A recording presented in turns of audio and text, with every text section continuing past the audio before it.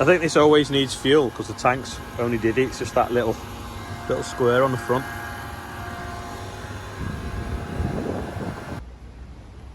It's like a SAM modification.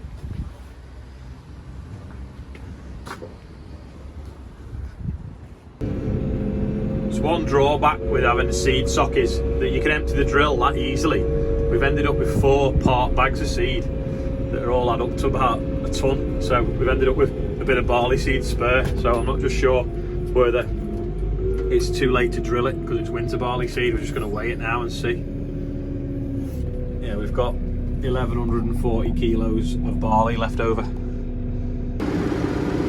Got bags and bags of seed, so I'm going to start putting them from one bag to another bag so that we can just get them all in 2 bags or 3. That was a lucky escape. I was just about to let it go and then a couple fell out. I think sunflower seeds in this bag, so I'll move it out of the way. Got one of the wheels off the Fendt. We're going to take it round and jet wash it and then probably take the other front wheel off, and then we'll paint the wheels while it's out of action, getting the drive shaft fixed. So we're just getting the paint code now for the red, and then we'll match it with auto paint, which should be shinier and more harder wearing, and then we'll paint it with that.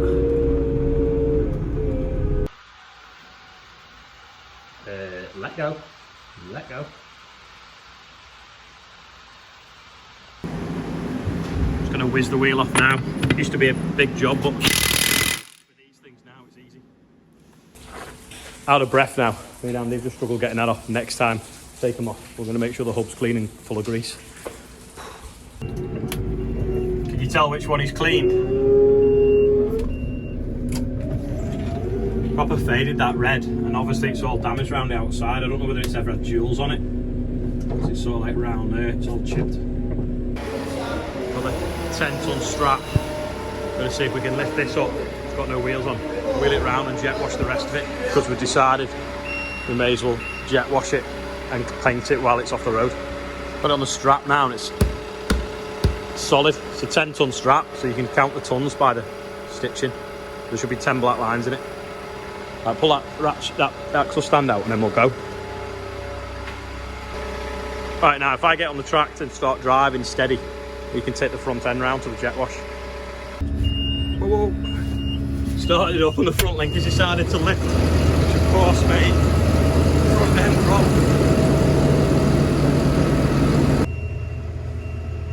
We're on the way out the workshop and I'm turning the steering wheel, but it's obviously doing nothing because I've got no front wheels on it. Sam's trying to steer me, but it's ended up in a bit of a knot in the gateway, the doorway. Because if he wants to swing to the left, the front then swings to the right. I think he's going to have to put the Merlot in crab steer when he realises. We just backed in now, going back out again now. We're going to crash again now, unless he puts a lock on. There we go, he's got the wheels in crab now, so he's driving sideways, pulling me out round the stuff that's down there in the way, just to call the toll in. And I've got the tractor in neutral now, so he's just freewheeling it. Getting stuck in the doorway again, so he's going to put it in crab now, so all 4 wheels will turn the same way on the Merlot, and then it'll pull him to the centre of the yard again. We should just miss everything down there that's going to catch. That's it. We're out.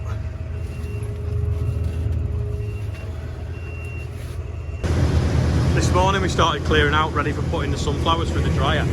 Got the trailer out the shed while it was dry, totally forgot about it. Went messing around with that tractor, then realised we left the sunflowers outside in the rain. Anyway, they're going to the dryer anyway, so we'll move this stuff out of the way and put them in.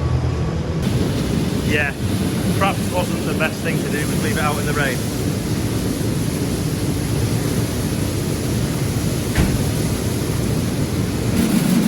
They're that wet, they're blocking this spout now. We're about to take it off, let it just drop on the floor there. Then we'll just have to get the wet stuff out and then just fit the rest in. Like mashed potato. I'm clean because I've just had my second COVID jab and I've just come to see what this feels like that we drilled the other day, because it's a little bit tacky when we did it, and you can see it's got a little bit of water lay on the wheel marks there. hopefully it'll be all right and hopefully it'll grow. And there was a load of pigeons on it. I don't understand why, because all the seed was buried. Anyway, keep an eye on it. Hopefully it'll be up in a week. While I went for my COVID jab, Sam has put the sunflowers on the drying floor, about 2 inches thick, so that they'll dry out and then they'll go for the dryer hopefully better tomorrow. So we'll just give them a little bit of heat overnight so they're dry, and then we'll just put them through the dryer just to clean them really. You see which side he's done yet?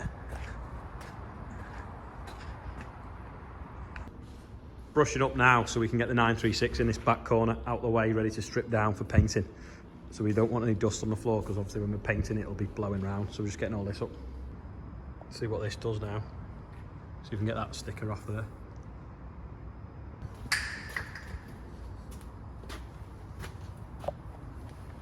Just like lather it on.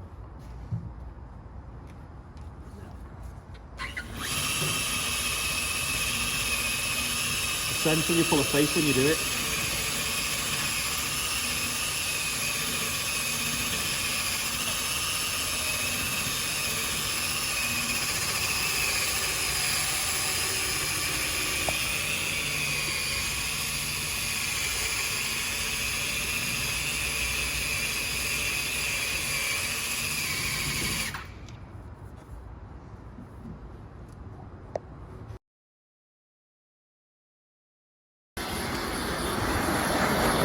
Apparently, when everyone was saying go on the plastic with Lowland on the 1455, they actually meant with the mud guards. So we're just doing them on the 936 now, making them go back to black.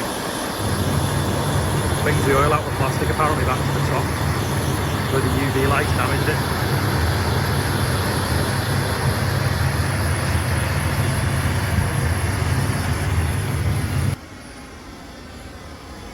With the price of gas, is it not cheaper to buy new mudguards? You know, everyone's going to be out tomorrow doing this at the fence. It's taking some washing. Andrew's on it now. Let's see.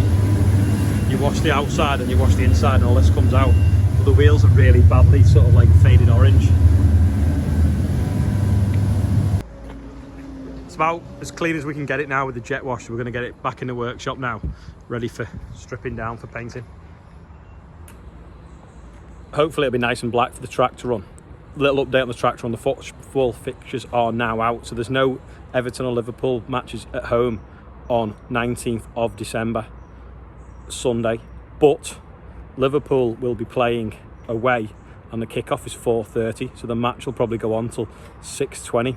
So do we delay the start time so that if anyone wants to come and look at it with the dad or the football fans or whoever, then the match is over? So if we kind of left the yard at 6 o'clock, by about 20 past, by the time we actually start getting into the bit where the population is, I will think the match will be finished, so it might work better for some people.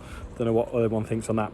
The other thing is, there's going to be more demand than spaces. So there's going to be 100 spaces, but we might have a reserve list. So what we're thinking of doing is, I'm going to set up an email address, and then once that's set up, we'll say like Saturday at 6 PM or something. If you email in with your registration of your tractor and a picture of your driving license, the first 50 and how much you pledge to, so that there'll be a minimum entry of £30 because we're going to get some t-shirts made up. So if you pledge the minimum or more, the first 50 entries in will have a guaranteed place. And the next 50 entries will be done a bit differently. So the next 25 will be done on the highest pledges after the first initial 50 come in. And then the last 25 we'll put on eBay to the highest bidder. And that way we'll raise as much as we can for the charity. So the first 50, as long as you pledge at least £30 to guarantee your space, that's fine. You get a space.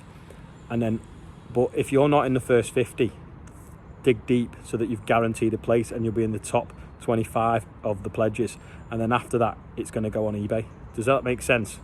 It's not set in stone. This is just my idea, so let people leave a comment on what they think anyway. I explained it to Sam and Andrew and they didn't quite understand. So if you've got 100 spaces but 120 people apply, that means the first 50 will get a space as long as they've pledged, that looks wrong, as long as they've pledged over £30. Then the email will be timestamped when it arrives, won't it, you see?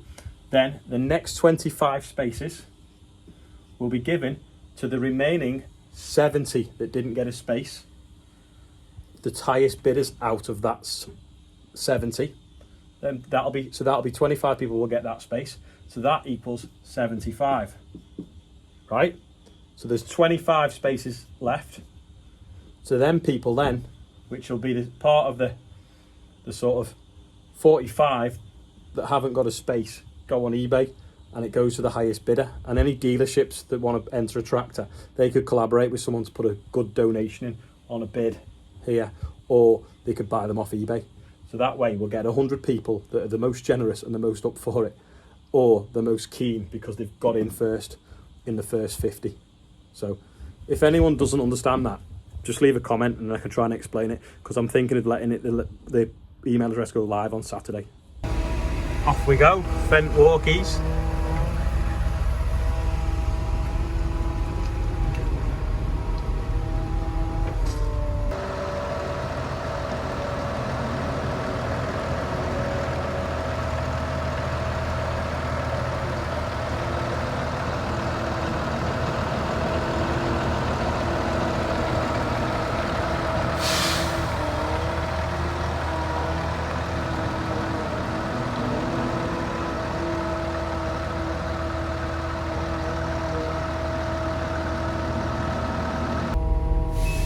Just thinking, I wonder how easy it is to take the cab off for painting. I suppose someone that watches these videos might know, or maybe even Chris Barr perhaps. If you do, Chris, let me text me.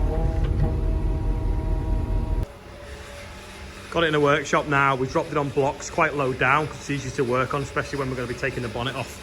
We could probably actually take another block out and get it a little bit lower, and then we can take the wheels off. We can hopefully get the trolley all the way around it, take the back wheels off, and then we can either lower that down a little bit or at least take these inner mud guards off, easier to get it for painting, because it's green inside there which you can't see because it's dark. It's no wonder I couldn't find a bonnet catch. It's hidden up there.